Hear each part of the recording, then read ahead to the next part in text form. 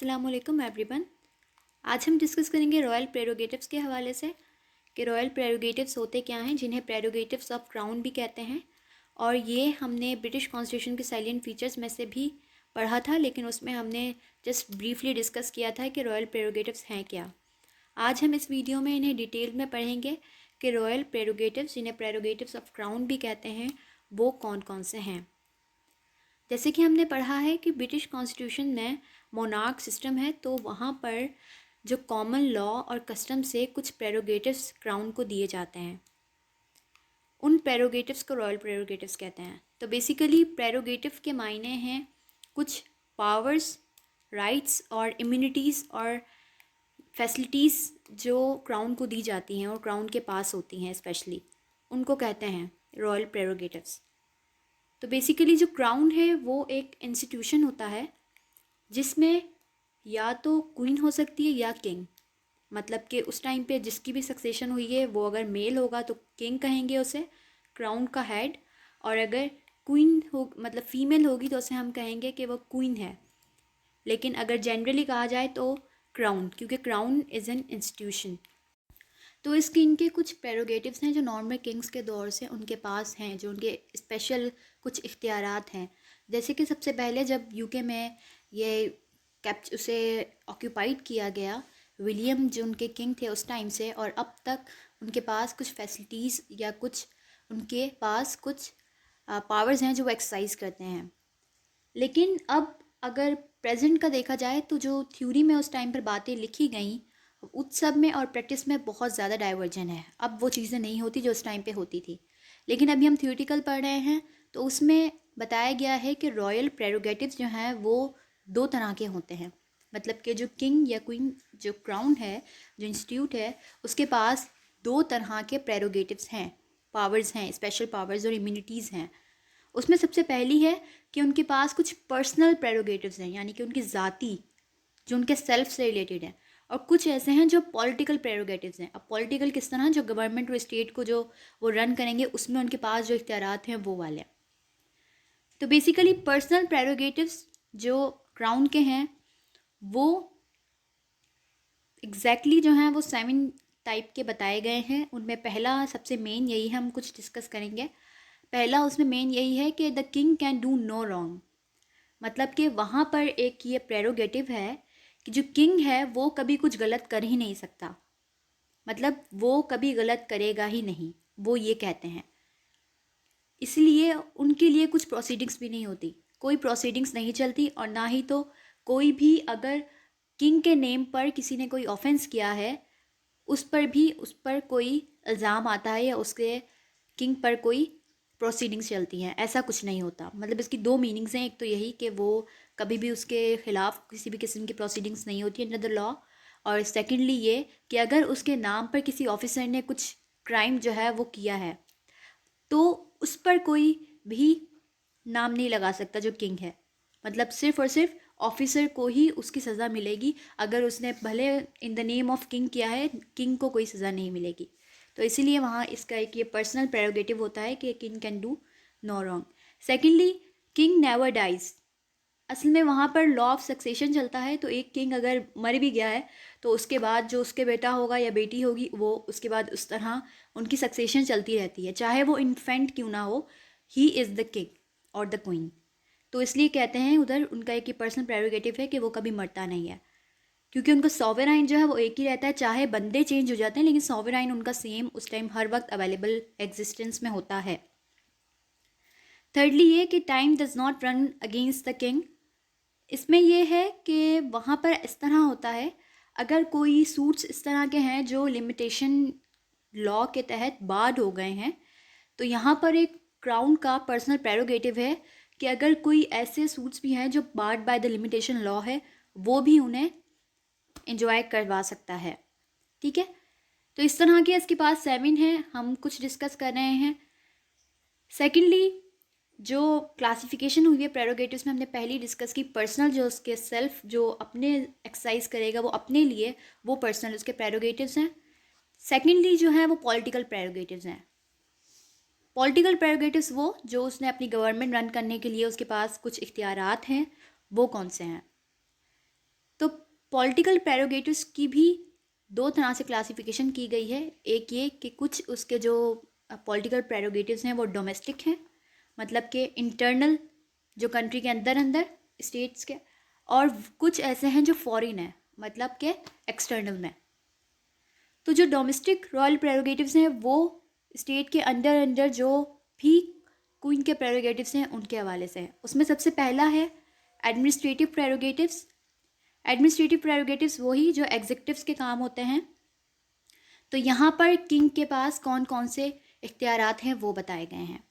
जैसे कि वो ये कर सकता है कि डिक्लेयर करवा सकता है वार और पीस को, तो ये उसके पास एक प्रेरोगेटिव है, ठीक है। जबकि ये थियोटिकल है, रियल में क्या होता है कि वो इन द एडवाइस जो है उसकी कैबिनेट की एडवाइस पर ही चलता है, सारे काम करता है, लेकिन नाम बस किंग का आ जाता है कि in the name of king, इस तरह से। सेकेंडली, वो अपॉइंटमेंट करवा सकता है या फिर उन्हें रिमूव कर सकता है जो भी गवर्नमेंट के ऑफिशियल्स होते हैं, ये काम है उसके पास। थर्डली ये कि उसे कहा जाता है कि वो head of the arm forces है। Head of the arm forces से मुराद जो चीफ कमांडर होता है आर्म फोर्सेस का, वो। तो ये सब हैं उसके एडमिनिस्ट्रेटिव पावर्स। सेकेंडली, उसके जुडिशल प्रेरोगेटिव्स कौन से हैं? तो मेनली जब भी जुडिशल प्रेरोगेटिव्स की बात आ जाती है तो मेन बात यह है कि जो किंग है उसको कहा जाता है कि वो फाउंटेन ऑफ जस्टिस है, यानी कि इंसाफ की इलामत जो है वो किंग को कहा जाता है वहाँ पर, कि king is the fountain of justice and general observer of the peace of the kingdom. कि जो किंग है वो ही इंसाफ दिलाता है और इंसाफ की इलामत है, उसी से इंसाफ का पता चलता है, और वो ऑब्जर्व करता है कि पीस रहे, कुछ भी एनार्की ना हो। तो जो ये किंग है वो, उसके पास जुडिशल प्रेरोगेटिव्स ये हैं कि वो किसी भी तरह की पावर रखता है कि वो पार्डन करवा सके। जैसे कि हमारे यहाँ भी प्रेसिडेंट के पास ये पावर होती है कि वो किसी कन्विक्ट को पार्डन दे सकता है। इसी तरह यहाँ पर भी जुडिशल प्रेरोगेटिव उसके पास ये है, क्राउन के पास, कि वो किसी भी क्रिमिनल को पार्डन दे सकता है, ठीक है। सेकेंडली ये कि वो जजेस की अपॉइंटमेंट करता है, तो उसके पास ये भी जुडिशल प्रेरोगेटिव है। तो मेनली वो बस अपना एसेंट देता है लास्ट में, वरना अपॉइंटमेंट का प्रोसेस बड़ा लंबा सा होता है, जैसे हमारे यहाँ भी होता है। और जो प्रेसिडेंट है हम उसको रखते हैं कि वो बस एंड में ओथ ले ले, तो इस तरह की प्रैक्टिस में इनके पास होता है। थर्डली ये कि वो not subject to any law है, मतलब कि वो किसी भी तरह की लीगल प्रोसीडिंग्स में नहीं आएगा, उसके लिए कोई भी प्रोसीडिंग्स नहीं कर सकते। तो ये सारे हैं उसके जुडिशल प्रेरोगेटिव्स। थर्डली उसके कुछ प्रेरोगेटिव्स लेजिस्लेटिव हैं। लेजिस्लेटिव से मुराद लॉ मेकिंग जो उसके प्रेरोगेटिव्स हैं, और वो क्या है, वो यही कि जिस तरह से पाकिस्तान में भी किंग जो हमारे पास जो प्रेसिडेंट है उसके पास ही पावर होता है कि वो जो सेशन होता है पार्लियामेंट का उसको समन करवाता है और जो लॉज बनते हैं उनको एसेंट देता है। तो सेम गोज़ टू हेयर कि जो लेजिस्लेटिव प्रेरोगेटिव किंग के पास भी ये है कि वो भी समन करवाता है पार्लियामेंट के किसी भी सेशन को, but on the advice of the prime minister. और सेकेंडली इसके पास ये भी काम है कि वो डिज़ोल्व भी कर सकता है पार्लियामेंट को, जैसे कि हमारे यहाँ भी है, लेकिन सब काम practically advice of prime minister पर होता है, मतलब एडवाइस लेकर प्राइम मिनिस्टर से, ठीक है। और थर्डली एक काम ये भी करता है कि अपॉइंटमेंट करता है उधर के पीएस की। पेयर्स वो होते हैं लेजिस्लेटिव प्रेरोगेटिव, उसके पास ये है कि पार्लियामेंट में जो लेजिस्लेशन है, लेजिस्लेचर, उसके दो हाउसेस हैं, बाई कैमरल है, एक हाउस ऑफ कॉमन और एक हाउस ऑफ लॉर्ड्स। तो हाउस ऑफ लॉर्ड्स में अपॉइंटमेंट करता है पेयर्स की, तो वो इसके पास एक ये जो है पावर है, और साथ साथ यही कि वो बिल्स को एसेंट देता है, और पावर इसके पास ये भी है कि वो लेजिस्लेट कर सकता है, जैसे हमारे यहाँ पर है कि ऑर्डिनेंस बनवा सकता है, तो ये भी कर सकता है, इस तरह के इसके पास पावर्स हैं। और बस ये सारे इसके जो हैं लेजिस्लेटिव पावर्स हैं। इसके बाद फोर्थली, ये फोर्थ है, ये मिस्टेक हो गई है, ये है एक्लेस्टिकल इसके प्रेरोगेटिव्स। एक्लेस्टिकल प्रेरोगेटिव्स वो होते हैं जो मजहबी तौर पर जो उनके प्रेरोगेटिव्स हैं वो। तो यहाँ पर कहा जाता है कि जो हेड है वो तो किंग है, पहली बात, मतलब वो ही इसे अपना खुदा मानते हैं जैसे किंग को। तो ये कहते हैं कि जो एक्लेस्टिकल पावर्स उसकी क्या हैं कि वो जो सबसे हाई प्रोफेशनल और ऑफिशियल्स होते हैं ना उधर के, बड़े बड़े पादरी जो उधर के होते हैं उनको ये अपॉइंट करता है।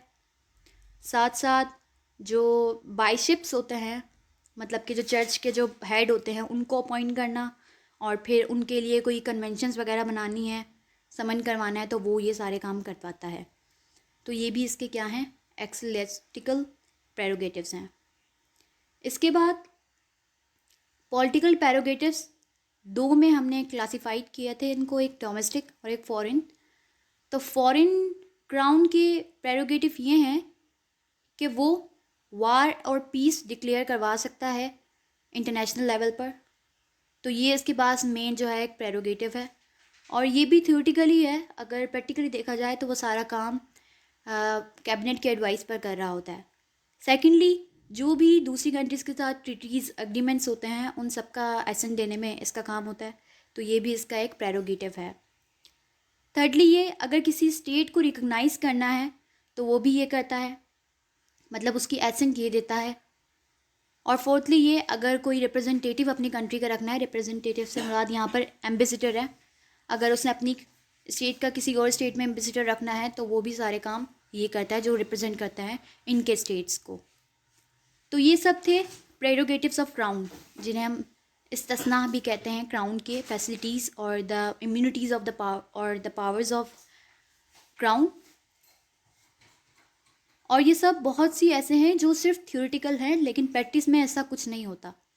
बहुत सारी चीज़ें अब ऐसी हैं कि जो वहाँ पर लिमिटेड मोनार्क है वहाँ पर, वरना एक होता है लिमिटेड मोनार्क के अगेंस्ट में एब्सोल्यूट मोनार्क। एब्सोल्यूट मोनार्क वो होता है जहाँ पर अभी जैसे हमने ये रॉयल प्रेरोगेटिव्स पढ़े हैं तो मुकम्मल इन पे अमल होता है, लेकिन यहाँ पर अब लिमिटेड मोनार्क है, यानी कि यहाँ पर कॉन्स्टिट्यूशनल मोनार्की है।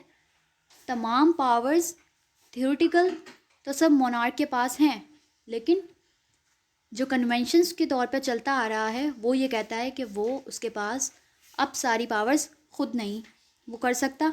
उसकी सारी पावर्स किसके पास है, उसके कैबिनेट के पास है। यानी कि वहाँ पर सोवराइन जो है वो क्या है, पार्लियामेंट सोवराइन है उधर, क्योंकि कैबिनेट जो है वो हाउस ऑफ कॉमन से आती है, और हाउस ऑफ कॉमन में जिसकी गवर्नमेंट अच्छी होती है, मतलब कि जो गवर्नमेंट मेजॉरिटी लेकर आया है वही अपनी कैबिनेट बनाता है, अपनी गवर्नमेंट बनाता है। तो इसका मतलब यहाँ पर पार्लियामेंट सुप्रीम है और सारे काम उसी पर, उसकी एडवाइस पर ही हो रहे हैं, सिर्फ और सिर्फ मोनार्क का नाम है। और जो रॉयल प्रेरोगेटिव्स हैं अब प्रैक्टिकली इन पर इतना काम इनका नहीं है, ये इनके पास राइट्स कुछ हैं बस, और बस वो यही होता है कि इसके नाम पर सारे काम होते हैं कि in the name of king होता है, जबकि प्रैक्टिकली सारा काम कैबिनेट और द प्राइम मिनिस्टर वो सब कर रहे होते हैं। तो उम्मीद है आप सबको समझ आया होगा। जज़ाकुमुल्लाहु खैरा।